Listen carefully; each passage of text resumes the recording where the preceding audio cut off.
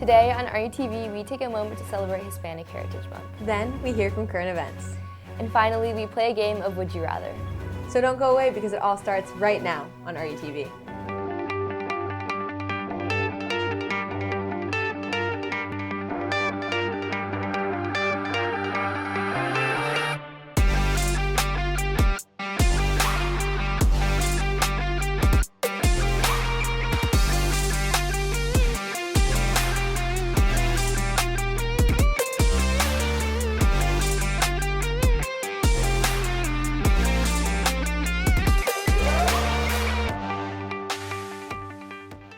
Good morning, Seahawks. Today is Friday, October 11th. I'm Taylor Roth. And I'm Kendall Keenan. We're glad to be back with you all on RUTV after the 4-day weekend. Yep, and it's October now, which means the start of a month of tricks and treats. Well, we can't forget that October also marks the end of Hispanic Heritage Month. You're so right, and it's a good thing some of our RUTV crew got to catch up with the Hispanic Honor Society to celebrate the contributions the Hispanic and Latino community have had on us. Here's a closer look.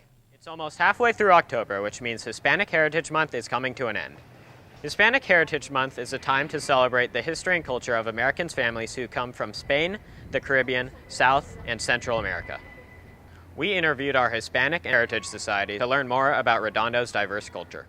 I'd say Hispanic heritage is very important because we do have a big population of Hispanic and Latinos in this school, and I think that it's really important that we're represented, not just as one culture, but generally, you have Colombians, you have Venezuelans. It's important to educate ourselves on that kind of culture. The annual celebration started in 1968 when Congressman George E. Brown first introduced it, and it was made official by President Lyndon B. Johnson, who issued the first Hispanic Heritage Week proclamation later that year. The week was expanded into a month later by President Ronald Reagan in 1988, since people believed that 1 week wasn't long enough to recognize the vast and unique culture, history, and impact of Hispanic Americans. My name is Mariana, and I'm the president of the Cervantes Hispanic Honor Society. The Hispanic culture has impacted my life in a positive way. When I moved here, it was really nice to see many people from other cultures and other countries in South America, and it was really impressive and beautiful to learn about their cultures and their history.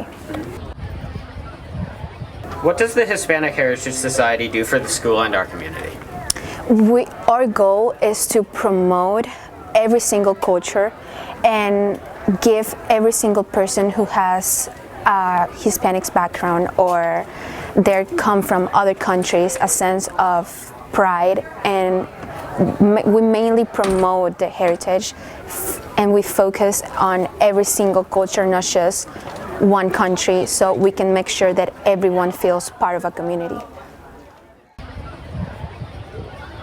For RUTV, I'm Aiden Thompson.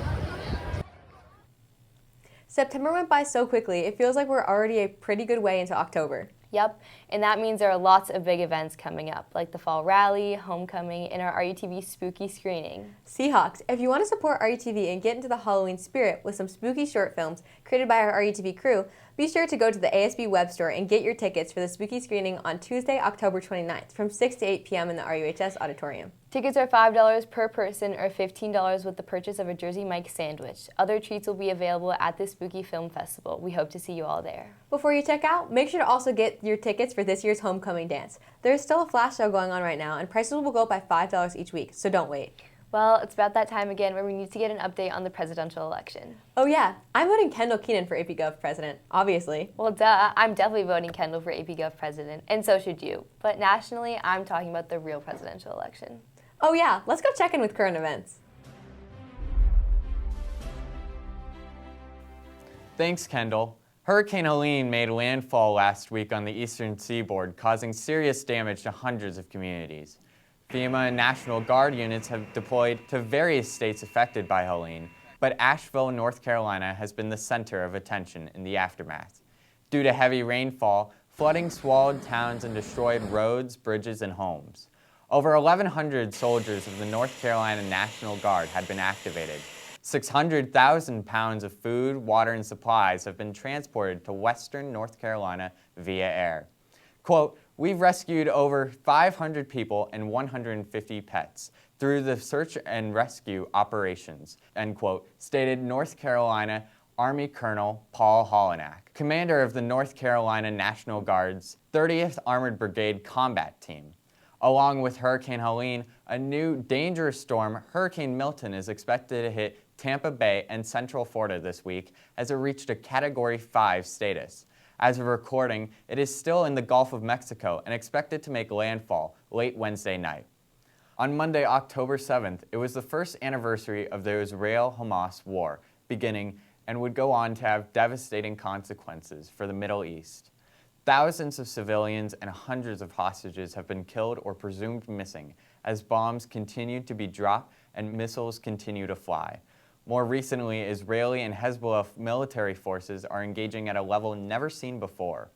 Large-scale attacks aimed at crippling Hezbollah communication devices have now spread into a larger conflict as Israeli soldiers have been deployed into southern Lebanon, and Hezbollah seems determined to put up a fight. An estimated 1.2 million civilians have been displaced in southern Lebanon, and massive humanitarian crisis on top of the situation in Gaza seems to be looming. The United States and NATO allies have been trying to prevent a wider war in the Middle East, with little results. Experts have been warning that this situation could easily expand into a regional war, threatening the stability of the Middle East and the globe.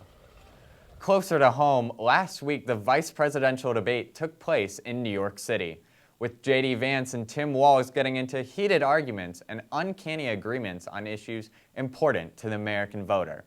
Both candidates, however, were grilled on issues, with Tim Walz scrutinized over his false remark that he was in Hong Kong during the 1986 Tiananmen Square protests in China, while J.D. Vance got pressed on whether or not he believes Donald Trump won the election in 2020. Polling after the debate from CNN showed that 51% considered J.D. Vance the winner of the debate, to Walz with 49%. Similar results appeared in a CBS News poll, with 42% saying J.D. Vance won and 41% saying Walz won, with 17% of the people polled saying it was tied.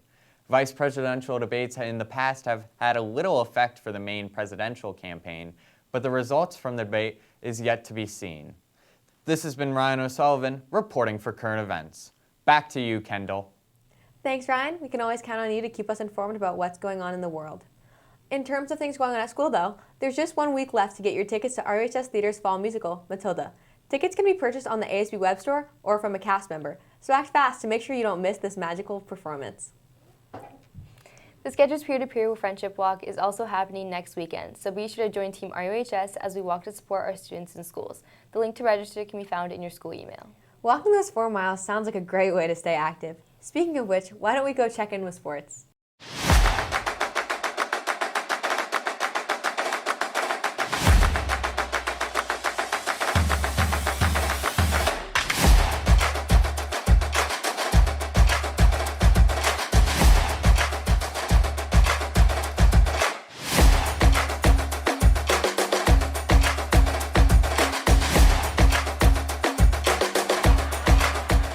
Welcome back to RUTV Sports. I'm Sophia Smelich. And I'm Emma Donahue. Last week, football took home the win, 35-7, breaking down Torrance's undefeated record of 5-0. Senior Ethan Mailman had a great game, running for 105 yards, contributing to the 208-yard total of the night.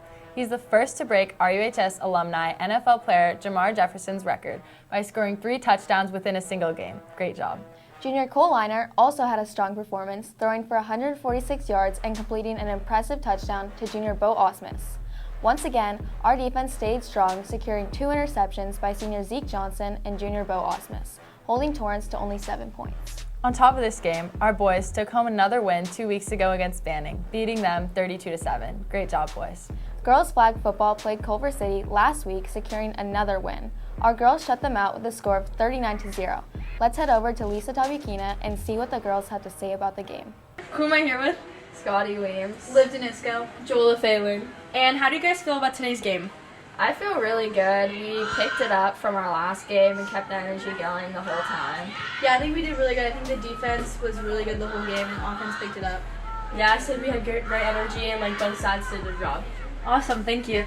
Thanks, Lisa. The girls have been on a winning streak, and Tuesday they faced El Segundo in a tough game. The first half, our girls were down 6-19 with a touchdown from Jaden to start the tempo off.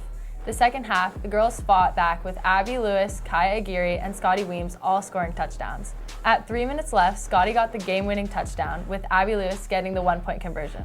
Wow, the girls really know how to make a comeback. Great job, girls, and keep the wins coming. Last Wednesday, boys water polo won their senior night game against PV 11-8, defeating them for the first time in over 5 years. This Tuesday, our boys took home another dub against Santa Monica with a score of 12-4.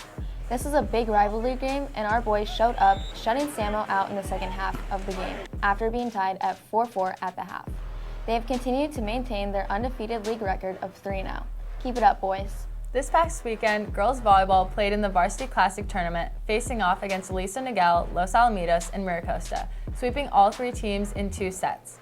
On top of that, our very own Seahawk junior Abby Zimmerman earned top honors MVP for the weekend, along with Taylor Boyce and Rowan DeVore being named the all-tournament team. Later that week, on Tuesday, the girls took home yet another dub against El Segundo, sweeping them in 3 sets. We love to see all the success. Keep it up, and great work. Adding on to their winning streak, our boys beach volleyball team won the IBVL Varsity Championship against Miracosta. Great job, boys, and keep up the good work. Our girls tennis team faced Miracosta on Tuesday, but fell short, losing 8-10. Good luck in your next match, girls. This past Wednesday morning, Surf competed in the first heats of the Kickoff Classic. Soren Preston, Millie Hortzman, Giselle De La Ripa, and Coco Bafani all placed first in their heats. Also advancing is Michael D'Angelo, Evan Jablonski, Dylan Morisseau, and Shayma Swift. Congrats and good luck at your next meet. Last Saturday, the cross-country team raced at the Central Park Invitational.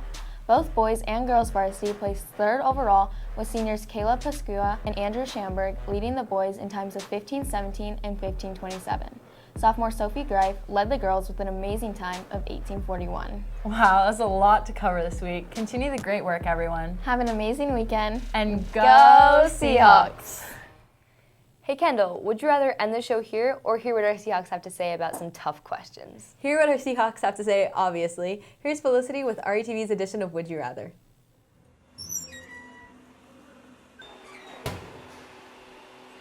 With over 3,100 students attending RUHS this school year, there is bound to be a difference in opinions. So, RUTV has created a series of Would You Rather questions. The first being use or lose your locker. So let's hear what our Seahawks have to say.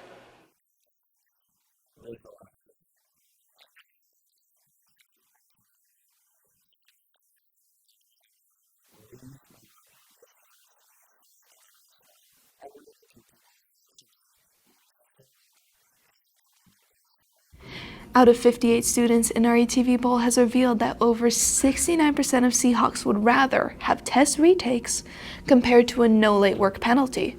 Which would you choose?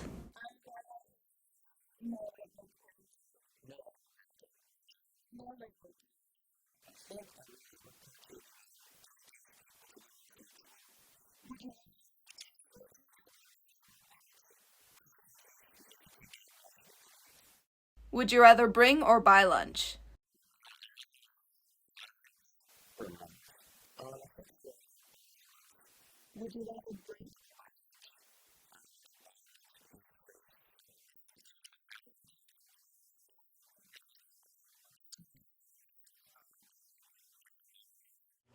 That's all for now. Feel free to debate these questions with your friends later today. Reporting, Felicity Button. Seahawks, yesterday was World Mental Health Day, so as we get further into this school year, now is a good time to be extra mindful of your well-being. That's right. The RHS Wellness Center is here to help with a variety of groups and seminars to help Seahawks learn about how to manage their relationships and find a good school-life balance. You can find more information in your school email or at the RHS Wellness Center on Instagram. Well, Seahawks, that's all for this week's broadcast. I'm Taylor Roth. And I'm Kendall Keenan. Seniors, make sure to vote for me as your AP Gov president. And remember to keep on soaring, Seahawks!